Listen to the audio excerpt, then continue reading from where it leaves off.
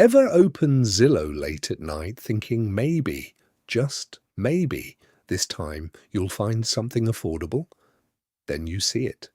A tiny three-bedroom house with outdated cabinets, old carpet, and a kitchen that looks frozen in 2007, listed for $500,000.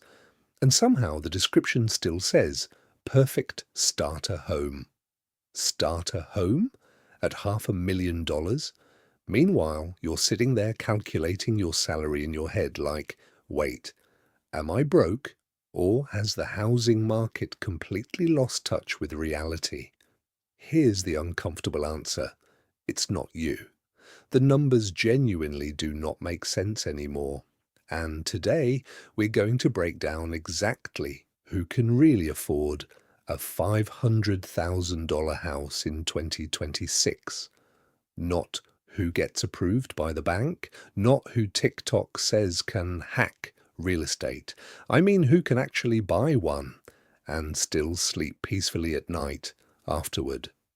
Because qualifying for a mortgage and comfortably affording a home are two completely different things. Right now, in many parts of America, $500,000 doesn't buy luxury. It buys average. In cities around Denver, Austin, Phoenix, Seattle suburbs, and basically anywhere near major job markets, $500,000 gets you a normal house, not a mansion, not a dream estate, just regular. And that's where the math starts getting ugly. The median household income in America is roughly around $84,000, yet somehow the market expects people making that amount to purchase homes costing 6 times their annual income. Think about that. A generation ago, buying a house that cost 6 times your income would have sounded financially reckless. Today, it's considered normal, and everyone keeps encouraging it. Mortgage lenders say, you qualify. Real estate agents say, buy now before prices go even higher. Social media influencers tell you real estate is the path to wealth. But almost nobody stops and asks the most important question, can you actually survive the payment comfortably? Let's start with the down payment. Traditional advice says 20% down on a $500,000 house. That's $100,000 cash up front. The average American doesn't even have close to that sitting in savings. Most households don't have enough money to replace a broken transmission without stress. And we're pretending 6 figures for a down payment is normal. So most buyers don't put 20% down. They put 5% or 10%, which sounds more realistic, until PMI enters the picture. Private mortgage insurance, basically a monthly fee you pay because you weren't wealthy enough to make a larger down payment. And the crazy part? That insurance protects the bank, not you. So now your monthly costs are already climbing before you've even moved in. Let's run realistic numbers. Say you somehow manage a 10% down payment. That leaves you borrowing around $450,000. With current interest rates hovering around the 6 to 7% range, your mortgage payment alone lands somewhere near $2,800 a month. And that's only principal and interest. Now add everything else people conveniently forget about: property taxes, home insurance, maintenance, utilities, PMI. Suddenly that $2,800 mortgage quietly becomes more like $4,300 to $4,500 every single month.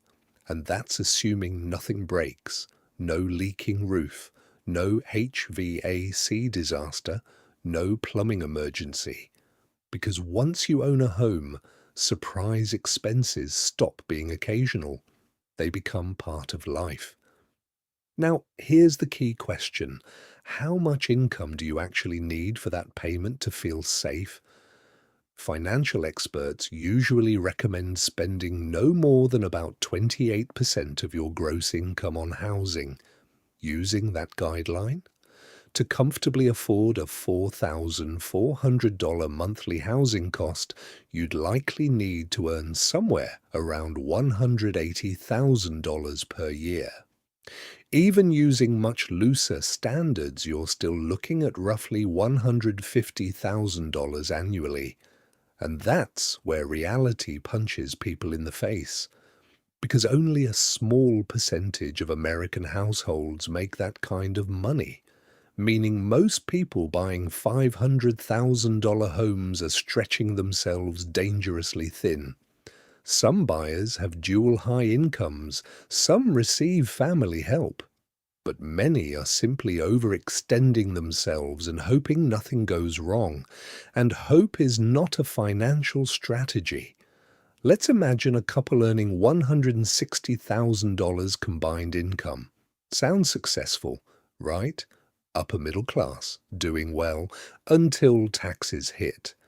After deductions, retirement contributions, healthcare, and payroll taxes, maybe they bring home around $9,500 monthly.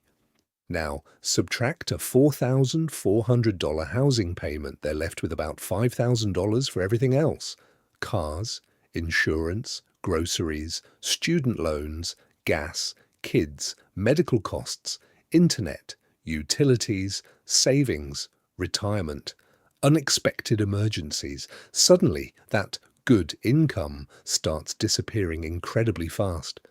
And this is exactly how people become house poor. On paper, they look successful. In reality, they're one emergency away from financial panic.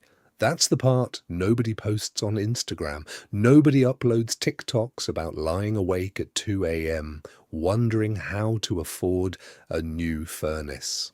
Nobody flexes the moment they realize their emergency fund vanished because the roof started leaking. But that's the reality for millions of homeowners. And the scariest part? We've normalized it. We act like constant financial stress is just part of adulthood. Can't afford furniture after buying the house. Totally normal. Eating cheap meals because your mortgage ate your paycheck. That's home ownership. Terrified of losing your job because the mortgage would crush you within months. Welcome to being an adult. No. That's not financial success, that's survival. And the system keeps encouraging it because everyone profits when you buy.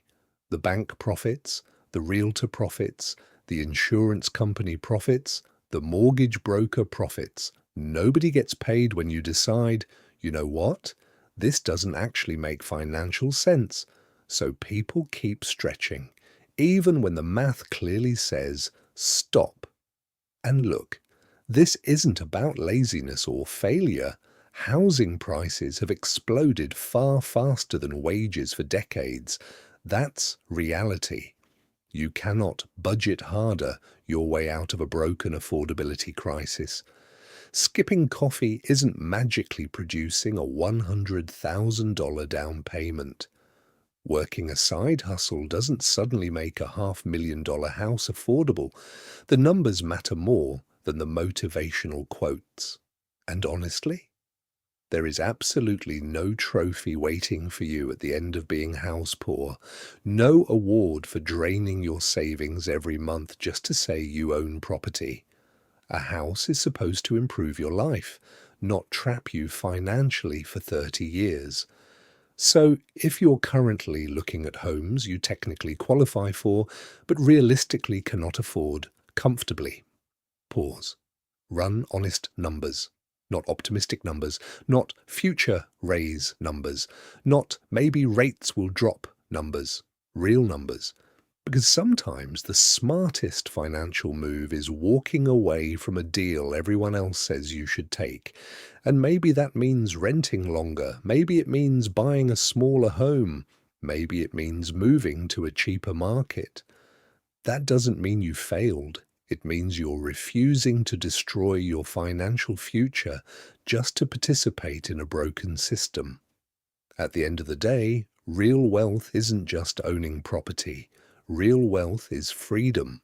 Freedom from constant financial anxiety. Freedom to save.